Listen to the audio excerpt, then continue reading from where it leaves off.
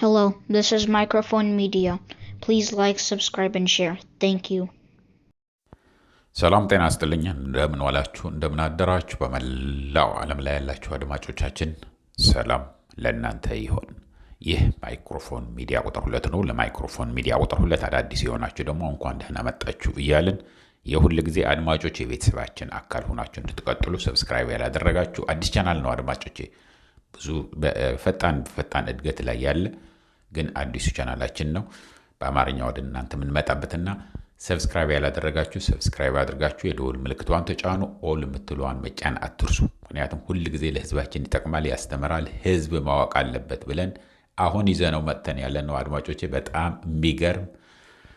የሚገርም ነገር ነው። በቀጥታ አሁን የደረሰን ኢንፎርሜሽን ነው። እንደነዚህ አይነቶቹ ግን አፕሎድ ስናደርግ ወዲያው ኖቲፊኬሽን እንዲመጣላችሁ፣ እንድትጠነቀቁበት፣ እንድታተርፉበት፣ እንድትድኑበት ሁሉንም ብቻ ከመጥፎም እንድትድኑ ጥሩ ነገር ካለ ደግሞ እንድትጠቀሙ ይረዳል ብለን የምናስበው ነው አፕሎድ የምናደርገውና በለጠፈን ቁጥር ወደ እናንተ ኖቲፊኬሽን ከዩቱብ ይላክላችኋል ማለት ነው። ስለዚህ ሰብስክራይብ ያላደረጋችሁ ሰብስክራይብ አድርጉ። ላይክ ማድረግ ደግሞ አትርሱ። ከአሁኗ ሰከንድ ጀምሮ ላይክ አድርጓት። ምንም የምትከፍሉት ነገር የለም። ገንዘብ አዋጡልን፣ እንዲህ ያርጉን ምናምን አንልም። እኛ አንድና አንድ የምንችለው ለህዝባችን እናድርግ በዚህ በጨለማ ዘመን ብለን ያለ ነው አድማጮች። ይህንን እያልኩ እንግዲህ አሁን ከአዲስ አበባ የደረሰን እውነት ለመናገር ከዚህ በፊት ከሰማነው የባሰ ነው። በጣም ነው ያስደነገጠኝ። እኔ በግሌ በጣም የሚያስደነግጥ ነገር ነው የሚሰራ ያለው። እሱን ወደ እናንተ ዘርዝረን እናመጣለን። እንዳልናችሁ ለረጅም ሰዓታት ይዘናችሁ አንቆይም። እኛ ቀጥታ ወደዛ እንለፍ። እስከ መጨረሻ ድረስ አዳምጡት። እንዳልኳችሁ ግን ላይክ አድርጋችሁ ጀምሩት።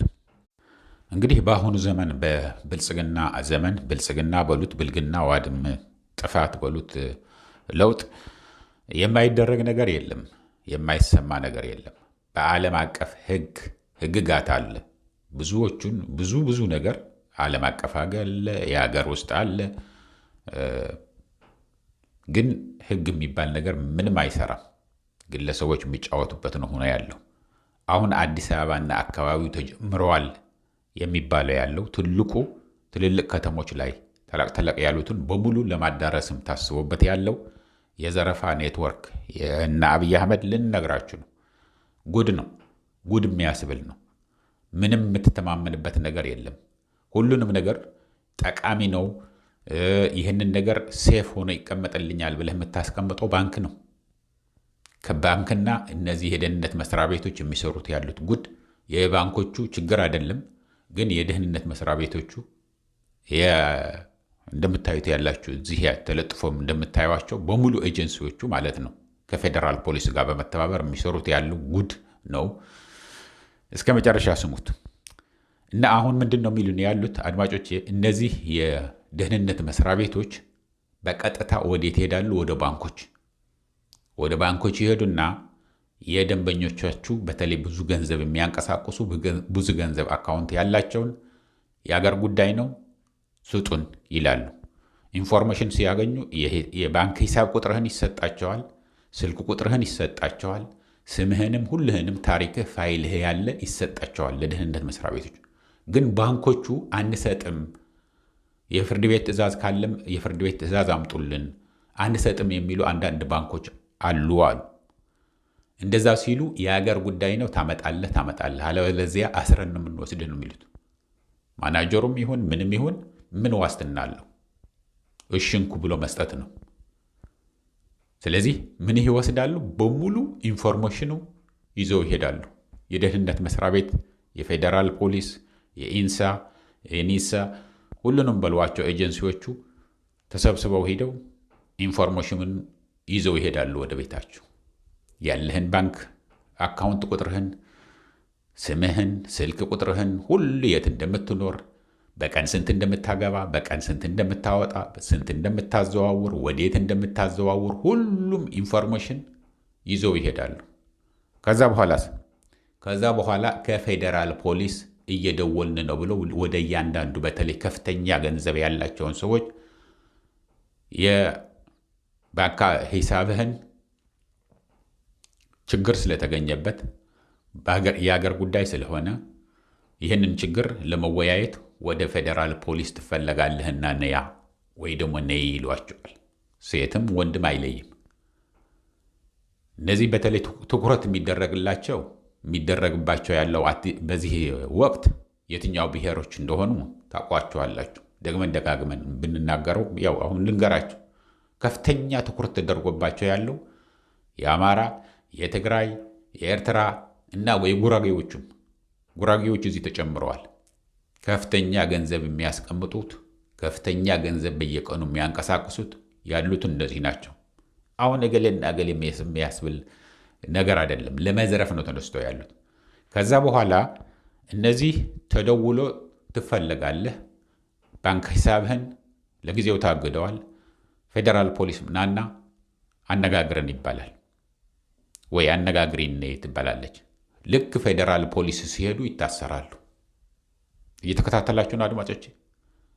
ይታሰራሉ። እንግዲህ ምን ጥፋት ያጠፋችሁት ነገር የለም። ምንም ነገር ገንዘብ ሳታንቀሳቀሱም ዝም ብሎ ቁጭ ያለ ሊሆን ይችላል። ገንዘብ ስላዘዋወራችሁ ለቢዝነስ እንግዲህ ነጋዴ ነህ፣ ትገዛለህ፣ ትሸጣለህ። አሁን ገንዘብ መንቀሳቀስ ይኖራል። እሱንም ባይኖር ገንዘብ እስካለህ ድረስ በርከት ያለ ገንዘብ አካውንት ውስጥ እስካለ ድረስ ወይ የሚንቀሳቀስ ገንዘብ እስካለ ድረስ ትጠራለህ። ከዛ በኋላ ያስሩና ምን ይሏቸዋል? አሁን ችግር አለ፣ ይህንን ችግር ግን እንዲፈታልህ የምትፈልግ ከሆነ ይህን ያህል ሚሊዮን ስጠን ይሉታል፣ ወይ ይሏታል ማለት ነው። ከዛ በኋላ ፌዴራል ፖሊስ መስሪያ ቤት ነው የምላችሁ። እንግዲህ በዓለም አቀፍ የትም አገር ቢሆን ፖሊስ ወይ ደግሞ ህግ አስከባሪ ስታይ ፌዴራል ፖሊስም ይሁን የደህንነት መስሪያ ቤትም ይሁን ምንም ይሁን ህግ አክባሪ እስከሆንክ ድረስ የእነዚህ ኤጀንሲዎች ሰራተኞች ስታይ ፖሊስም ይሁን ምንም ይሁን ደስ ነው የሚልህ። በቃ ደህንነት ሊጠብቅ ነው፣ ፖሊስ አለ ያድነኛል ብለህ ነው የምታስበው። ኢትዮጵያ ግን እነዚህ ለኢትዮጵያ ደህንነት የደህንነት መስሪያ ቤት ነው የሚለው እስከነስማቸው አይደለም እንዴ? ህግ አስከባሪ ነው የሚባሉት እስከነስማቸው አይደለም? እነዚህ ግን ዘራፊና ህግ አፍራሽ ነው ሆኖ ተገኝተው ያሉት። ከዛ በኋላ ወደው ሳይሆን በግዳቸው ታስረው ከሚሰነብቱ ታስረው ወደ ማይገኙበት ቦታ አሁን እኮ አስሮ እኮ አዲስ አበባ ቁጭ ሊያረግህ ይችላል። ብድግ ያረግና ዝዋይ ይወስድሃል። ብድግ ያረግና አዋሽ አርባ ይወስድሃል። ብድግ ያረግና የት እንደሚወስድህ አታውቀውም።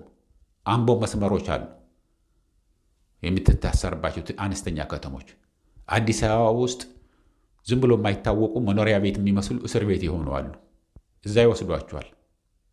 ከዛ በኋላ ወደው ሳይሆን በግዳቸው እዚህ ከምሰቃይ ለመቼ ይሆነኛል ታዲያ አረግ ይላሉ። ቤተሰብ ደግሞ ይጨነቃል። ኧረ እንደዚህ እያሉ ነው ስል በርቃ የፈለገውን ክፍል በቃ ተበድረም ቢሆን ቤታችን ሸጠንም ቢሆን መኪናህንም ሸጠህ ቢሆን እንሰጣለን። ምንም ማድረግ አይቻልም። አንተ ታመህ ከምትሞትብን ወይ አንቺ ታመሽ ከምትሞችብን ክፌና ውጪ ይባላል። ከፍለው ይወጣሉ። አሁን እንደዚህ የተደረገ ገንዘብ የተዘረፈ ነው። አንዳንዶቹ ኧረ እኛ ምንም ነገር ያጠፋነው ነገር የለም፣ ወደ ፌዴራል ፖሊስ ደግሞ አንመጣም ሲሉ ወደ ቤታቸው ይሄዳሉ። ምክንያቱም አድራሻቸውን በሙሉ ተሰጥቷቸዋል። የት እንደሚኖሩ ስልክ ቁጥራቸው፣ ሁሉንም ነገር ነው የሚያውቁት፣ ከባንኩ ያገኙት። ምክንያቱም ባንክ አካውንት ስትከፍት ሁሉ ኢንፎርሜሽንህን ስለሚያዝ ማለት ነው። እንዳለ ፋይልህን ነው የሚሰጠው። እሱን ኮፒ አድርገው ነው ይዘው ያሉት። ከዛ በኋላ ወደ ቤት ይሄዳሉ። አንቀው ሰፈርህን፣ የጎረቤትህን፣ ተከብረህ የምትኖርበትን ትልቅ ሰው ናቸው፣ ትልቅ ስራ አላቸው፣ የተከበሩ ናቸው ተብለህ የተከበርክበትን መንደርህ ላይ ይሄዱና አስረው ይወስዱሃል። ከዛ በኋላ ክፈል ይህን ያህል። አንተም ያለ ጥፋቴ ነው የታሰርኩት ብለህ ያለ አትሊስት የጎረቤትህን ያለህን አክብሮት በሰፈርህ ያለውን ከበሬታ እንዳይቀንስብህ ወይ ቤተሰቦችህንም እንዳይደነግጡ በቃ ምን ላደርግ ታዲያ ብለው ይከፍላሉ። ስለዚህ የእያንዳንዱ እንዳልኳችሁ የጉራጌ ተጨምረዋል እዚህ ላይ። ምክንያቱም ብዙ ገንዘብ በጣም ብዙ በቢሊየን የሚቆጠር ገንዘብ የሚንቀሳቀሰው መርካቶ የሚያንቀሳቀሱት ያሉት ጉራጌ ወይ ስልጤዎችን ሁለቱም ናቸው። ሌላው እንደነሱ ፋይናንሻሉ ላይ እንደነሱ የያዘው ነገር የለም እና እነሱም ጋር ገብተዋቸዋል። ገንዘብ መዝረፍ ነው አሁን። በጣም የሚገርማችሁ ደግሞ ምን እንደሚያደርጉት ታውቃላችሁ? በጣም የሚገርማችሁ ይህንን ገንዘብ ይዘርፉና በብር አይደለም የሚያስቀምጡት፣ አሁን ውድ ዕቃዎች ነው የሚገዙት ያሉት። እንደ ወርቅ የመሰለ እንደ ዳይመንድ የመሰለ ውድ የሚባል ብቻ ምንም ነገር ወደ ላይ ነው እንጂ ወደ ታች ይወርዳል የማይባለው ዋጋ እየገዙ እያስቀመጡ ነው በግላቸው። እነዚህ ከፍተኛ ባለስልጣን ነው የብልጽግና የኦሮሚያ የኦህዴድ ወይ ደግሞ የኦሮሚያ ብልጽግና ከፍተኛ ባለስልጣኖች እንደዚህ እያደረጉ እየዘረፉ ነው ያሉት። የፌዴራል ፖሊስ ዋና አዛዥ እንግዲህ መሪ ያው የኦሮሞ ተወላጅ ነው፣ ታውቁታላችሁ። ዋናው እሱ ነው። ከዛ እዛ ላይ ፌዴራል ፖሊስ ላይም አይቀርም፣ ይበተናል። ቼይኑ በጣም ረጅም ነው። ታች ያሉት ወይ ደህንነት መስሪያ ቤት ያሉት ወይ ፌዴራል ፖሊስ ያሉት ብቻ አይደለም የሚበሉት። ይሄ ገንዘብ ለሁሉም ይከፋፈላል። አሁን ይህንን ኢንፎርሜሽን እንደደረሰን የተለያዩ ከተሞችንም ደውለን ጠይቀን ነበር። አዳማ ጠይቀን ነበር፣ ሐዋሳ ጠይቀን ነበር። እንደዚህ አይነት ነገር አለ ወይ ምናምን ብለን ጠይቀን ነበር። አሁን ይህንን ሪከርድ ከመጀመሪያ በፊት ማለት ነው። አዎ እዚህም ተጀምረዋል። እኛ ጋር ብቻ መስሎን ነበር እኮ የእኛ አካውንት ብቻ ሰው አያውቅም። ገብተዋችሁ በሚስጥር ስለሚደረግ ያለው አሁን ለምሳሌ አንተ ወይ አንቺ ተጠርተሽ ከሆነ ይሄ ሄደሽ ከፍለሽ ወጥተሽ ያለሽው ሰው እንዳያውቅብሽ በቃ የብቻሽን ጉድ ነው የሚመስልሽ። ምን አድርጊያቸውን እንደዚህ የሚያደርጉት ያሉት ብለህ ነው የምትጨነቀው። ምክንያቱም በማስ አይደለም እንዳለ በብዛት አይደለም የሚያስሩት ያሉት፣ አንድ በአንድ ነው የሚጠሯቸው ቱጃሮቹን ናቸው። ከዛ በኋላ አሁን ስንደውል እንደ እኛ ብቻ እዚህ አካባቢ ብቻ እኮ መስሎን ነበር። ምን አይተውብኝ ነው ምን አጥፍቼ ነው እያልኩ እኮ ራሴን ወይ ደግሞ ቤተሰቦቼ ጋር ስንጨቃጨቅ ነበረ እኮ። ለካ ለሁሉም ነው እያሉ ነው ያሉት። እና ይህንን እየተካሄደን ያለው አድማጮች፣ ይህንን ሰው እንዲሰማው ማድረግ አለብን። ያለምንም ጥፋታቸው በብሔራቸው ወይ ሰርተው ጥረው ግረው ያፈሩትን ሀብት ለመዝረፍ እንደዚህ እየተደረገ ነው ያለው። ድሮ ስል ያው ከወራት በፊት ምንድን ነበር የሚደረገው? ይህን ያህል ሚሊዮን ወደ አካውንቱ አስተላልፍ ይባላል። ከዛ በኋላ ይከፋፈሉታል። ከላይ ጀምሮ ከ4 ኪሎ ካሉ ባለስልጣኖች ጀምሮ እስከታች ድረስ ከወረዳ ድረስ ያሉ ባለስልጣኖች ይከፋፈሉትን ነበር ገንዘቡ። አሁን ደግሞ ገንዘቡን ዘርፈው ባንክ ገንዘቡን አያስቀምጡትም። በውድ ዕቃዎች ነው የሚያስቀምጡት ያሉት። ምክንያቱም የብር ዋጋ በጣም እያነሰ በየቀኑ እየሞተ ስለሆነ ያልሰሩበት ያለፉበት ገንዘብ ዘርፈው ወስደው ሲያበቁም አይ በብር አድርጌ ካስቀመጥኩት ዋጋው እየቀነሰ ስለሚሄድ ያለው ወርቅ መግዛት አለብኝ፣ ብር መግዛት አለብኝ። በጣም ውድ የሆኑ ዕቃዎችን ነገር እየገዙበት ነው ያሉት። እንደዚህ ነው የሚደረግ ያለው ብለውናል አድማጮች። ይህንን ካላስደነገጠ የአዲስ አበባ ሕዝብ የትኛው ነገ ለእኔ ብለህ ማሰብ አለብህ። ዛሬ ትልልቆቹ ሀብታሞቹ ሊያረጉ ይችላሉ። ነገ ጠዋት ግን እያንዳንድ ቤት እያንዳንዱ ሰው እየተጠራ እንደዚህ ይዘረፋል። ይህ ሰውዬ 4 ኪሎ እስከተቀመጠ ድረስ የማይደረግ ነገር የለም። ሰው አባሮ ሰው ከሰው ቀምቶ ከሰው ዘርፎ ዛፍም ተከልኩኝ የሚል ሰው ነው። ቤትህን አፍርሶ መንደርህን፣ ትምህርት ቤትህን፣ ያደክበትን ሁሉንም ነገር እድርህን ያለበትን አፍርሶ አባርሮ ዛፍ ተክያለሁኝ ተርባችሁ ብትሞቱም እኮ ለሞቱት ጥላ ይሆናቸዋል። እንደዚህ አይነት ቀልድ ያለበት ነው ኢትዮጵያ። እውነት ለመናገር እኔ አሁንም እንደምለው ያለሁኝ ታውቃላችሁ፣ የኢትዮጵያ ሕዝብ ምን ያህል አዎ ጥጋባችን አንችልም። ብዙ ሲማረር ነበር። ያለፈ 27 ዓመት ጨለማ ነው እየተባለ ሲወራ የነበረው ጨለማ እንዳልነበረ አሁን ወያኔን አልኝ እያለ እንደሆነ እየሰማ ነው እየተጻፈልን ነው። በውስጥ በተለይ ጮሆህ የማይነገር ስለሆነብን ነው እንደዚህ ስትል አልነበረም ወይ እንደዚህ ስትይ አልነበረም ወይ እንዳይሉኝ ብዬ ነው እንጂ የ27 ዓመቱ እኮ እንዴት አይነት ገነት ነበረ።